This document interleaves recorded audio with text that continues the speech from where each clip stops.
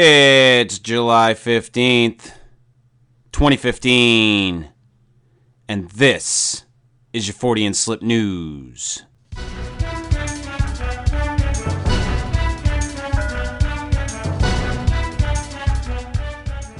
Big news, Chris. Big? From Huffington Post. Big news. Oh, okay. From HuffingtonPost.com.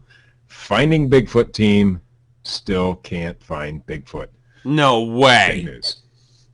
Maybe the author says maybe they should just admit that Bigfoot doesn't exist. After decades of debate, speculation, anecdotes, eyewitness testimony, photographs, films, and videos, the hunt continues, and true believers haven't given up hope.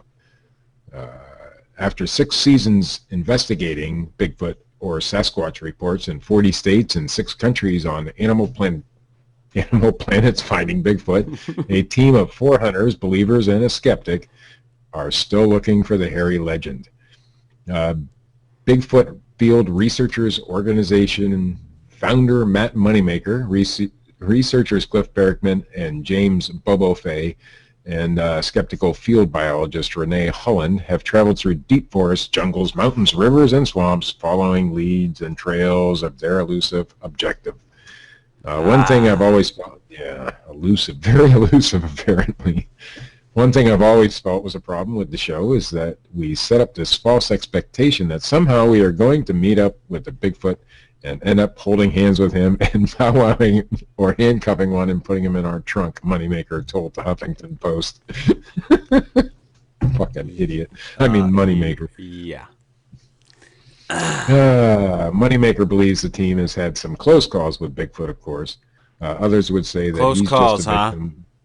Yeah, he's just a victim of wishful thinking, others would say, of course. We've gotten close enough to them to hear them on many occasions and get sound recordings, and we've shown videotapes that other people have gotten of them. Some of those pieces of video footage, we didn't know if they were legit until we actually went to the location. But we haven't gotten video footage of them ourselves during the course of the show. Really. If they did, what would happen to the fucking show? But according to some researchers, Steve, all you have to do is go into the woods. That's it. Because you can't do it from behind a computer. You can't do it from behind a computer, Steve. You've got to go into the woods.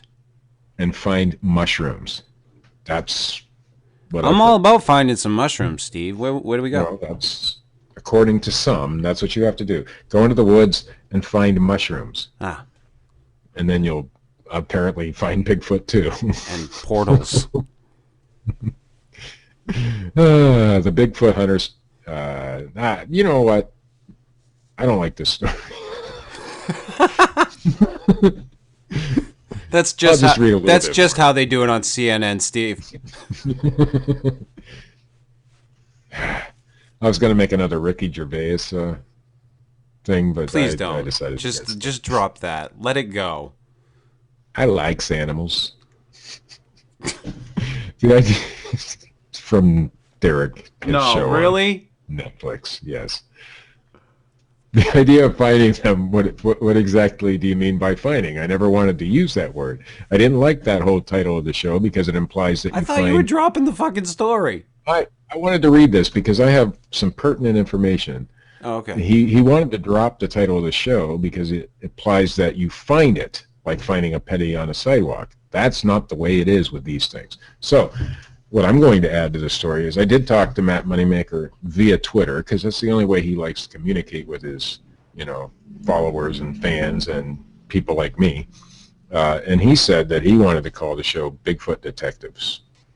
Bigfoot Detectives. Yes. That's what he wanted. But they wouldn't do it, so they called it Finding Bigfoot. Anyway, to sum it all up, they're never going to find it. No, because they would change the name of the show immediately. Or it wouldn't air. Right. As soon as they find Bigfoot, that's it, man. The show's done. But they're not going to find it, so. Because, it's Matt Moneymaker and Bobo. I like Cliff, though. I'm Bobo. Bobo. NewYorkTimes.com. This is the real big news. Pluto they did NASA released the pictures. The first close-up image snippet of Pluto revealed mountains as tall as some of the Rockies and a complete absence of craters. Discoveries that ecstatically baffled scientists working on NASA's New Horizons mission and provided emphatic punctuation for an effort 9.5 years and 3 billion miles in the making. Pluto, until a few weeks ago, was a blurry dot, albeit a blurry dot known to have bright and dark regions. Within the last couple of days, it has been transformed into a dynamic world with varied geography, discoveries that point to possibility of ice volcanoes and churning tectonics within. All of the new information could provide clues on how planets form and even I'm going to do it again, origins of some of the building blocks of life. Origins? I don't know. I don't think any of us could have imagined. I always get hung up on that word. I don't get it, man. You say origins, I say origins, and apparently potato, whatever. I don't think any one of us could have. Go right back into the story. No, it's not potato. Tomato. I don't think any of us could have imagined that this could have been. I don't think any of us could have imagined that Pluto was a giant fucking rock in space. But now we know for sure. It's there. Well, there are already conspiracy theories about Pluto, but we'll get into that on another show. Anyway, I don't think any one of us could have imagined that this could have been a better toy store, S. Alan Stern, the mission's principal investigator, said during a news conference on Wednesday. Earlier in the day, the spacecraft sent back the first batch of a bountiful trove of data that it had collected during its close flyby of Pluto on Tuesday. Dr. Stern said the rooms where teams got their first look at the images were something close to bedlam. It's a fucking gray rock in the fucking sky.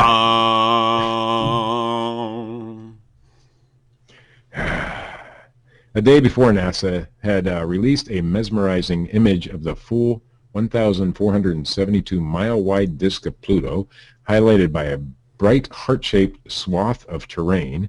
The newer image, taken as New Horizons zoomed within 7,800 miles of the surface, focused on a much smaller patch. I focus on a much smaller patch too, Chris. I make everything about sex. You know that? I'm disgusted. I'm disgusted by you as a podcaster right now. The word patch just gets me. I can't help it. A much smaller patch, about 150 miles across near the bottom of the heart shape, and captured features as small as a half-mile across. The first surprise was the rugged topography, mountains up to 11,000 feet high, but these mountains are almost certainly made of frozen water instead of rock. Well, that would be cool. Frozen water mountains. There may be higher ones elsewhere, said John Spencer, an investigator on the mission. That was a surprise because observations of Pluto from Earth have not found any signs of water ice. Frozen nitrogen and methane have been detected, but those ices are too weak to be bent and lifted into mountains. New Horizons took measurements that should be able to confirm that the mountains are frozen water, but that data remains on the spacecraft to stream back over the next year and a half. They can send pictures, but they can't send fucking data? I don't know. I'm not a member of the team, Steve. I am not either. I'm just a guy who sits behind my computer and listens to me babble on like a fucking idiot. And nothing else, Steve. All right, your favorite story of the night from RT.com. Welsh government response to UFO question in Klingon. A Star Trek fan. I've never trusted Klingons, and I never will. A Star Trek fan in the Welsh government has responded to a Tory politician's questions about UFO sightings in the fictional alien for the death of my son of Klingon. Conservative Assembly member from, I don't even know how to pronounce this word, it ain't even Klingon. Clyde West Darren Miller, I don't know, asked for a report on UFO sightings over Cardiff Airport since its acquisition by the government. Miller emailed these questions to Economy, Science, and Transport Minister Edwina Hart about the reports. He wanted details about any meetings between the Welsh government and the Ministry of Defense concerning UFOs. The Shadow Health Minister was astounded to receive an indecipherable reply which read, Jang Vida J Du Luck. Ach, no, that's German. Gott vom Elkalaya Devolve Koss. I think I got it right. Yeah. I think I was spot on. Yeah, that was fucking mint. I could see a Klingon. Now, with a little research, Miller learned the message had been penned in the fictional language of the villainous Klingon race of the Star Trek franchise. When translated into English, the message reads, "The minister will reply in due course. However, this is a non-devolved matter." Miller will receive a full answer by July 15th. In response to the government's bizarre message, Miller said he had always suspected that labor ministers came from another planet. This response confirms it, he added. Whew. That is the first news report I've done in Klingon, Chris. And the last, I hope. From crowd4.com. This is my favorite story of the night. I just like pigs. Naked man drinking beer. Arrested at a barn. Oh, guess where it's from, too? Pennsylvania, my former state. Your former home state. Yes, Millersville, PA. A Pennsylvania man is facing a charge after a nearby farmer busted him in a barn having beers with his pigs in the nude. 64-year-old Larry Henry told police, "I just like pigs." When they found him in the hog barn June 26th at about 10:15 p.m. I like pigs. I likes pigs. Henry faces a preliminary hearing August 4th. He's been charged with trespassing, public drunkenness, and indecent exposure. Arrest papers show Henry was previously banned from the farm since he got trespassing 4 years ago. You can't drink beers with pigs without your cock out, Steve. You have to. Police say Henry smelled of alcohol and acknowledged drinking a six-pack of Ham's beer with the hogs. Get it? Ham's beer? I don't know. 2 M's, though. H-A-M-M-S beer. I've never heard of Ham's. Whatever works for you, man. I'm not a big beer drinker.